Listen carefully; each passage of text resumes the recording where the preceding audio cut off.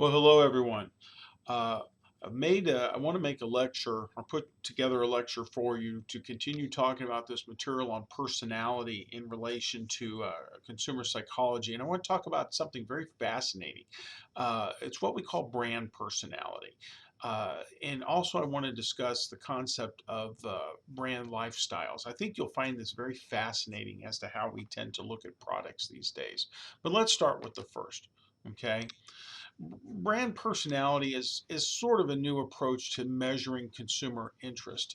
The idea behind this is that, as you see there, the traits consumers attribute to a good or service, you treat them as if they were a person. Okay. In other words, what do you think of when you think of a particular brand?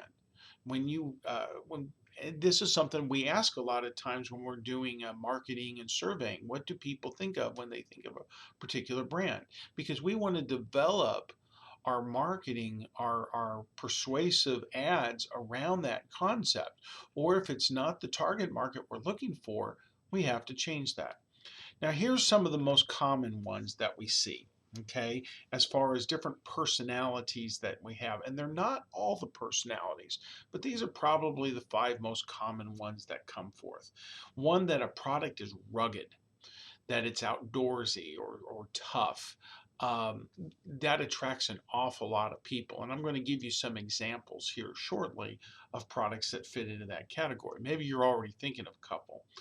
Another personality style is what we call sophistication, that a product is sophisticated, it's charming, it's sort of luxurious, it's upper class, and it makes us feel that way. Okay. You also see something that's down to earth, that's more sincere, more honest, and wholesome. Um, I think that is something that a lot of people turn around and like as well. It's funny, when I think of car ads, I think of Subaru.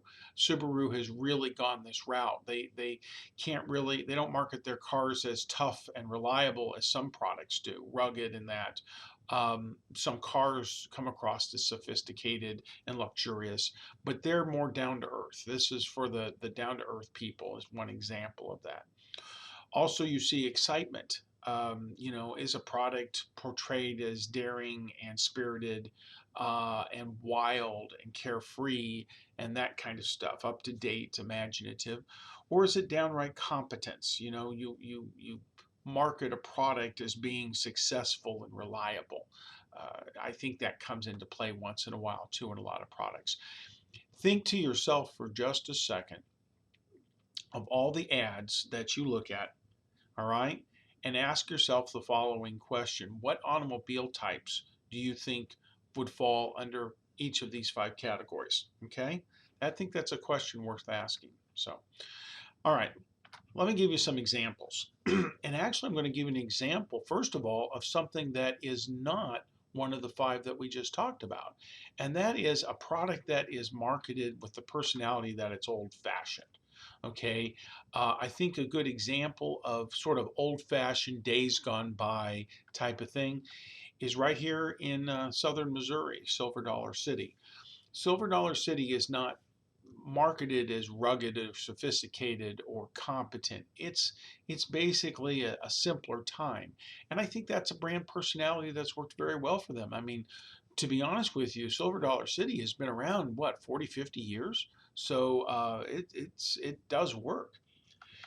In terms of rugged, the one that I was looking for and came up, and maybe you were thinking this too, I think your book mentions it. Good old Wrangler jeans. Okay, Brett Favre, the one-time quarterback for uh, in the NFL, basically comes across as a rugged individual, and so he wears Wrangler jeans. And believe me, this kind of marketing does work. It really truly does. As far as another example of that glamorous personality, okay, Ralph Lauren. uh, you know, things are dressed up. Sometimes the marketing and the packaging is far, far more elaborate than even the product is. But these are examples of brand personality, and I believe that you could probably come up with other examples of brand personality as well.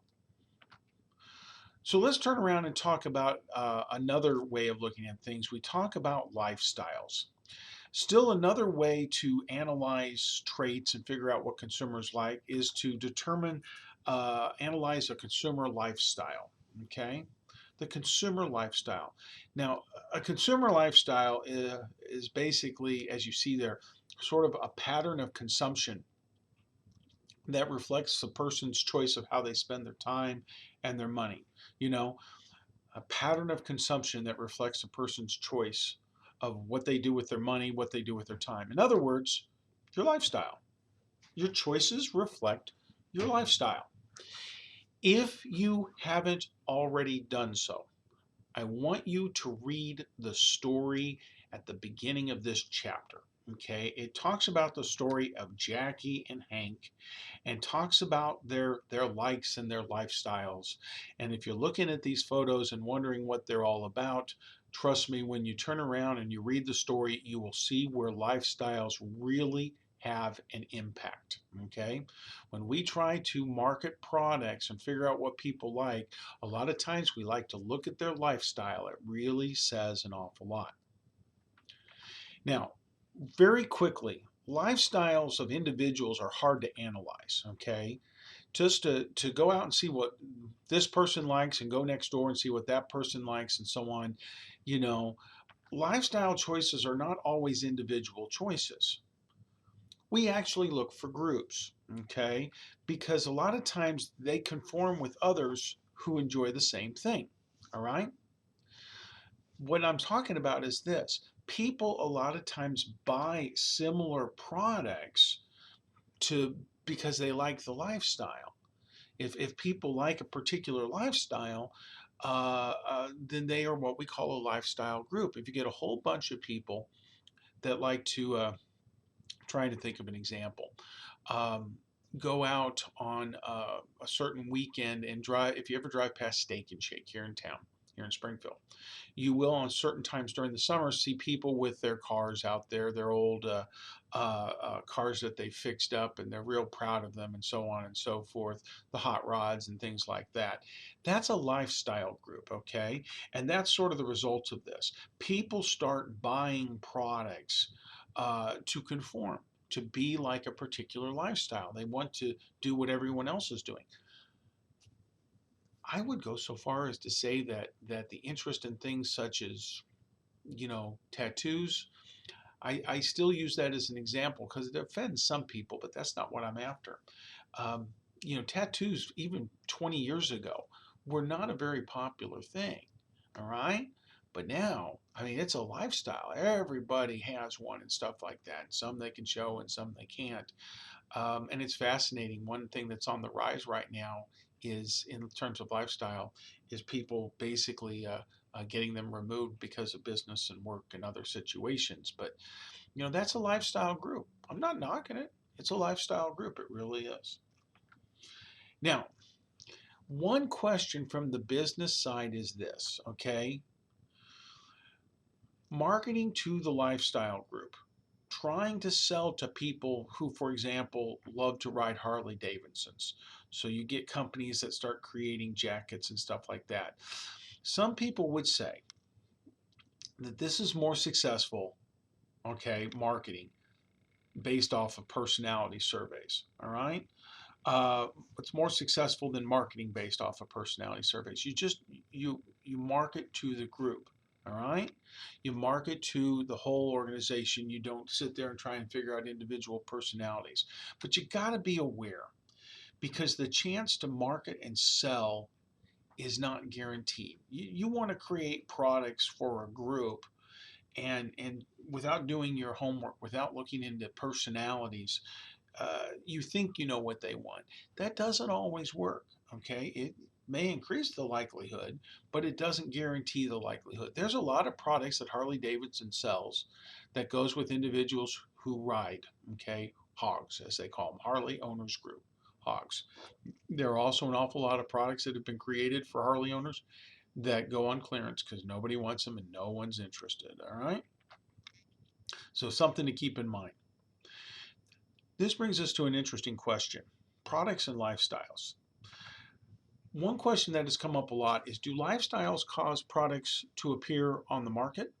Okay, you have a lifestyle is very popular, therefore products appear to address that lifestyle.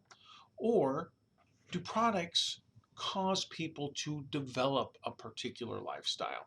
They see a product, they like a product, and therefore that changes their lifestyle and stuff like that. Um, Companies believe that products can cause a lifestyle. All right. And a lot of times, if you can't figure out what everyone likes, why don't you dare to create a product that will create a following, that will create a lifestyle, that will create a lifestyle group, and people will follow into that. It's an interesting concept, and in some respects, it really has worked. Other companies have developed products as well to then compete in the same market. You see where I put up there these quad runners, or these different types of instead of your typical two wheel motorcycle, you have some of these newer motorcycles out, and people didn't exactly necessarily run out and say I wanted a three-wheel bike, but that's what they ended up offering, and they started to get a following. So this is an example where sometimes, in spite of all the surveys and all the work, this is the approach that you might turn around and use. All right, folks, that's enough for now. Hope this is helping. Take care.